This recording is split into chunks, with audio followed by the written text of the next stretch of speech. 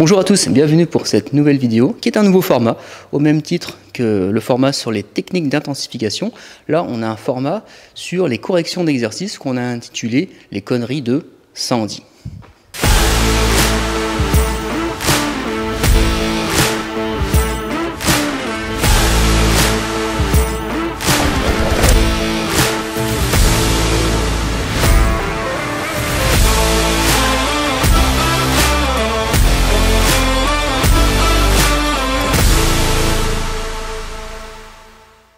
C'est l'initiative de Sandy, donc on va simplement lui demander pourquoi elle a voulu faire ce format de vidéo.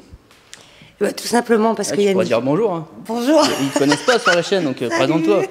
Moi c'est Sandy, ouais. Voilà. Je fais partie de la team Poison depuis presque 6 mois maintenant, athlète avec différentes compétitions à mon actif. Et je me suis rendu compte en fait avec Jérôme qu'il y a une différence entre savoir-faire ou penser savoir-faire et savoir-faire réellement. En fait, ce qu'elle veut dire par là, c'est que quand elle fait les exercices, parce qu'on se fait du suivi à distance, hein, comme la plupart des gens que j'entraîne, quand elle fait les exercices du programme que je lui donne, entre ce qu'elle fait et la vidéo que moi je fais, il y a un décalage. Alors, souvent, les athlètes, ils ne s'en rendent pas compte, ou les pratiquants, hein, c'est pas que des athlètes, bien sûr. Et en fait, les mouvements sont pas mauvais, ils sont pas dangereux, mais ils sont pas optimum. Donc le but, c'est de corriger les postures et d'expliquer pourquoi on les corrige, pourquoi on les fait comme ça. Et je pense que ça va servir à pas mal d'abonnés d'entre vous qui vont se rendre compte qu'il y a certains mouvements qu'on pourrait peut-être faire autrement. Donc on va analyser à peu près 4-5 exercices par vidéo, histoire que ça ne dure pas trop longtemps.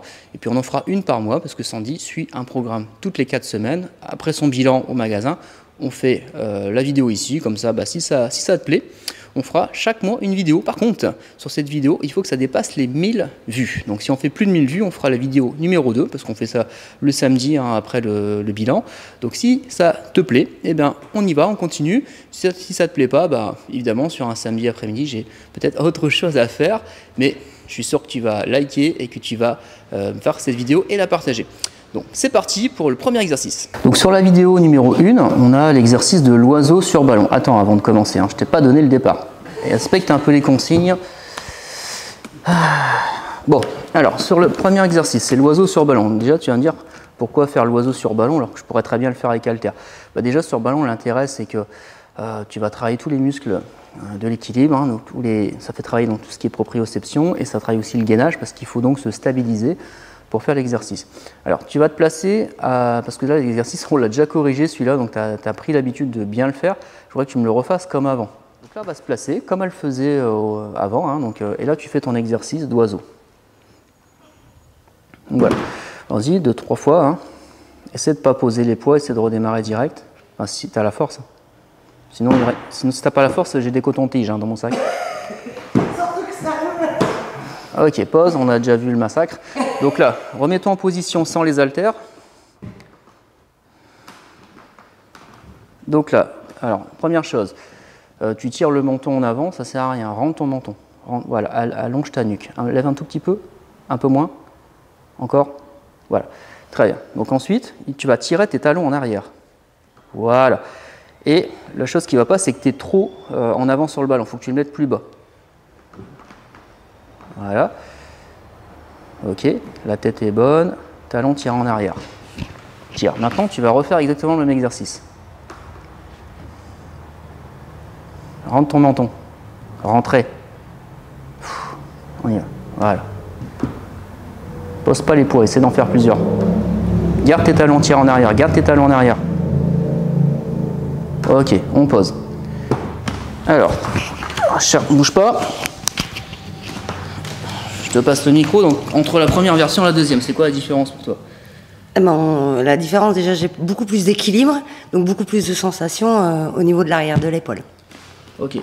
Donc là, en fait, ce qui se passe, c'est qu'elle n'avait pas d'ancrage. Donc l'ancrage, c'est le fait d'avoir plus d'appui dans ses pieds, donc il faut tirer ses talons en arrière. Après, elle casse sa nuque en avant, donc ça ne sert à rien de faire le coup en avant, mis à part avoir mal au cou. Ça ne va rien apporter. Et le ballon est beaucoup plus bas, donc au lieu d'avoir les épaules qui remontent vers les oreilles, elle est mieux placée, elle est mieux gainée. Donc ça va être idéal pour tous les exercices en appui-vent sur ballon, on se placera de cette manière. Donc ça, c'était le premier exercice. N'hésite pas à commenter pour dire toi ton ressenti, si tu le fais si tu le fais de ton côté, et si tu veux le refaire avec cette version-là, et à faire comme ça sur tous les autres exercices. C'est parti pour l'exercice numéro 2. Tant qu'on est sur le ballon, on va faire donc un deuxième exercice avec. Donc là, on va faire les abdominaux sur ballon. Je te laisse installer. Sur ballon, tant qu'à faire, hein. Putain, moi c'est ça que je dois subir à longueur de journée, quoi. Comprenez un peu l'intérêt des vidéos. Alors maintenant tu vas faire abdos sur ballon. Donc c'est quand tu as les pieds en avant et que tu fais les abdos crunch en relevé de buste. Donc tu bascules en avant. Voilà, très bien. Alors mets les pieds. Putain, les gens vont jamais nous croire, hein. Et c'est une vidéo d'éducation de muscu, c'est pas vidéo gag. Assieds-toi sur le ballon. Putain, quoi. Alors, bascule le bassin. Avance un peu tes pieds. Avance. Voilà. Mets tes mains aux épaules. Bras croisés. Et là, tu fais tes relevés de buste. Donc là, c'est ce que tu faisais avant. Donc là, encore une fois, c'est le placement sur le ballon qui est pas bon. Elle est trop basse. Donc là, ce qu'on va faire, c'est que tu vas remonter sur le ballon. Reviens assis. Voilà, ok. Recule un peu pour avoir le tapis, toute la longueur du tapis devant toi. Voilà. Alors, tu avances tes pieds, quasiment jambes tendues. Tu bascules ton bassin. Bascule, stop. Remonte un peu. Voilà, mets tes bras aux épaules. Et là, bascule en arrière et reviens. Un peu moins bas. Voilà, inspire. Expire. Ok, maintenant on revient assis, ça sert à rien d'en faire 50. Hop. Alors, ton ressenti. Tu peux regarder la caméra quand tu parles? On travaille les abdos, effectivement. Et avant? Je me cassais le dos. Ok. Bon, ben voilà, tout est dit, hein, ça sert à rien d'aller plus loin. Après, si tu as une surface qui glisse un peu, il faut que tu mettes tes pieds en appui sur quelque chose, comme une machine, ou si tu as des baskets, ce qui est souvent le cas en salle, bon, généralement ça accroche mieux. On va faire les pompes, qui est un exercice qui est souvent réalisé, hein, enfin c'est hyper connu. Donc tu vas faire tes pompes, on va regarder la vidéo, puis je vais te corriger après, là je te dis rien. Donc tu fais comme d'hab. Donc là on remarque que déjà, si tu as vu, elle place bien ses talons, elle fait comme sur l'exercice de l'oiseau, elle tire ses talons en arrière. Au niveau du bassin, la courbure naturelle est respectée. La tête est alignée, donc ça commence à rentrer, hein, force de répéter. Et après, il y a ici, regarde une chose. Après, ça se verrait mieux s'il n'y avait pas de débardeur, mais bon, on va rester pudique. Je peux, mais... Ok. J'ai une brassière, si tu veux. Non, mais c'est pas une vidéo pour les... Ouais. C'est pas une vidéo plus de 18 ans. Enfin, si, mais c'est pas une vidéo pour adultes. Si, aussi, mais pas dans l'autre sens du terme, ce que je veux dire. Alors, donc là, en fait, tout est bon. Il y a un élément qui me gêne, c'est du détail, mais ça a son importance, surtout si tu veux travailler ce qu'on appelle les fixateurs d'omoplate. En fait, là, tu n'as pas de fixateurs d'omoplate qui sont trapèzes moyens, dentelés. Et ce qu'on voit, c'est un effondrement des omoplates. Les omoplates se touchent. Maintenant, tu vas essayer de faire, enfin, tu vas faire les pompes sans que tes omoplates se rapprochent. Ah, cette partie-là. En fait, tes omoplates doivent rester telles quelles. Comme ta courbure du dos qui restait naturelle. Baisse les fesses. Va doucement, va doucement. Donc là, je me rapproche. Là. Donc là, tu ne dois pas resserrer mes doigts quand tu descends. Les omoplates ne se touchent pas, les doigts sont toujours au même écartement. Fais encore une, hein. Pareil, pas besoin d'en faire 50. Ok, on pose. J'en ferai pas 50. Et pourquoi t'en ferais pas 50 sur cette correction-là? Reprends ton souffle, hein, tout va bien, hein, c'est pas de pression, on est entre nous. On peut essayer. Hein. Non, mais qu'est-ce qui fait que la deuxième version, qu'est-ce qui change? La sensation est complètement différente et l'exécution est plus difficile en la réalisation. C'est plus dur. Hein, et encore, tu les fais bien. Parce qu'on voit les pompes en salle, les pointes de pied tirées vers l'avant, le dos creusé, arqué même, et le regard en avant. Là, toi, tout ça, c'est corrigé. Maintenant, c'est les omoplates, tu ne dois plus rentrer en contact. Et c'est donc 2 fois plus dur. Et donc, tu es obligé d'être hyper concentré sur ce que tu fais. Exactement. Et tu dois aller moins vite. C'est ok ça. Tout à fait. Tu es contente d'être venue?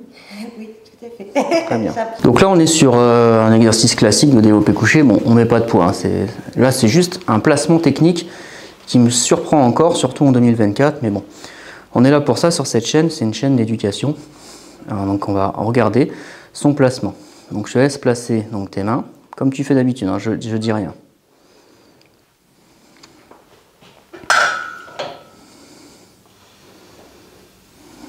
Voilà. Donc normalement tes pieds sont trop loin, c'est les talons sous les genoux, voilà, pour que tu utilises l'appui des pieds pour repousser la barre. Mais bon là on est barre à vide, donc c'est pas le sujet de la vidéo, enfin sur ce mouvement là, c'est pas ça qui me... Ça c'est du détail pour performer plus. Mais là c'est quelque chose de dangereux et c'est là que ça me dérange, c'est ça. Donc la fameuse prise suicide. C'est-à-dire que là, il n'y a pas le verrouillage des pouces. Vas-y, replace tes pouces. Voilà. Qui empêche de glisser la barre. Vas-y, remets tes pouces normaux comme tout à l'heure. Reste tendu. Si la barre, elle glisse, ici, parce que bah, on transpire des mains, il fait chaud, etc., ou on a des symptômes de préménopause. C'est le cas. Elle était facile. Et là, en fait, donc là, bon, je rigole, mais ça rigole pas, dans le sens où si ça glisse, elle se prend la barre au niveau du sternum, sur son plexus solaire, et là, elle finit en PLS complet. Tu peux reposer la barre. Voilà. Ok. Donc pour toi, tu me disais tout à l'heure, comment ça se fait que tu fais cette prise-là? Tu peux t'asseoir, hein, vas-y. Tu vois, je suis vieille déjà, je n'arrive même pas à sortir. Il fallait mettre la barre plus haute, hein, mais bon. Non, en fait, j'ai de l'arthrose dans les pouces. Attends, je vais te mettre le micro, c'est mieux. Tenez, mademoiselle, hop. J'ai de l'arthrose dans les mains, notamment dans les pouces, et cette position, je la trouvais meilleure pour ça. Mais en fait, c'est un travail à faire, effectivement, et je vais reprendre les prises normales en trouvant des solutions avec Jérôme pour travailler mes pouces. Bon, après, oui, il y a des exercices sur les doigts. Bon, là, pour le coucher, il n'y a pas le choix. Tu es obligé. Qu'est-ce que tu dis, hein? T'as pas pris. Alors, porte le micro. Voilà. Plus bas, ça fait vraiment... Ok. Donc là, en fait, ce qui se passe, c'est... je sais pas pourquoi je zoome sur ta tête. En plus, je me suis décoiffée. Ah, les femmes et la coiffure. Moi, je n'ai pas ce problème-là. Bon, bref. Donc, je disais... Donc, si tu... En fait, tu as un problème d'arthrose au pouce. Donc, forcément, ce mouvement-là, il va te faire mal. Mais si on le fait dans le cadre d'un programme, ce serait le seul que tu fais comme ça. Parce que la plupart des autres exercices, on peut les faire avec halter, avec le pouce dans l'autre sens. On a moins de préhension, mais toi, ça te fait moins de douleur. Mais c'est pas dangereux, parce que l'halter, tu peux toujours le poser. Après, tout dépend du mouvement que tu fais. Si tu fais de l'oiseau avec halter, il va tomber par terre. Mais si tu fais du développé incliné halter, tu peux te prendre l'halter sur le coin de la figure. Donc sur les exercices dangereux, où tu peux te prendre l'objet sur la tronche, tu mets ton pouce, et tous les autres exercices, tu mets ton pouce dans l'autre sens pour que ce soit confortable pour toi. Ouais, surtout que c'est un peu mon genre de prendre les trucs. Attends, le micro, tu dois parler avec le micro. C'est un petit peu mon genre, en fait, de mettre les trucs dans la figure. Je suis Gaston Lagaffe, quoi, en fait. Okay. Alors, donc en fait, d'ailleurs, si on arrive à faire plus de vues, on s'achètera chacun un micro. Hein, ça sera mieux. On compte sur vous, quand même, là. Voilà, j'espère que cette vidéo t'a plu, que ça t'a apporté quelque chose sur un exercice ou peut-être la totalité des exercices. Comme je l'ai dit tout à l'heure, n'hésite pas à mettre un commentaire sur la vidéo. Teste ces nouvelles versions si tu ne les faisais pas déjà. Et si tu as également des remarques supplémentaires à ajouter à Sandy sur certains exercices, je t'invite également à donner ton avis. Donc si les conneries de Sandy, bon voilà, c'est pas surjoué, hein, elle est tout le temps comme ça. Donc heureusement c'est du coaching à distance, donc tout va bien. Donc si les conneries de Sandy, ça te plaît, qu'on dépasse les 1000 vues, eh bien tu auras ta vidéo numéro 2 dans un mois, parce qu'on se voit tous les mois. Et si ça te plaît, on continue comme ça tout au long de l'année. Likez et partagez cette vidéo, et je te retrouve le mois prochain, je l'espère, pour les conneries de Sandy. Une vraie youtubeuse en devenir. Ciao!